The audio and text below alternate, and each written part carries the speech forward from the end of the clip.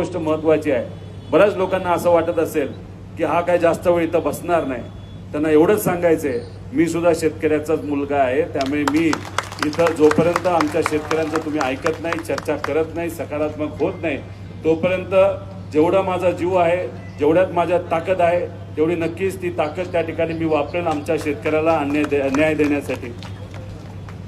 त्यामुळे मी आपण सर्वजण पाठिंबा देता एवढ्या मोठ्या संख्येने इथे येत आहात, त्यामुळे सगळ्यांचेच मी मनापासून इथं आभार व्यक्त करतो, सर्व संघटनेचे आभार व्यक्त करतो।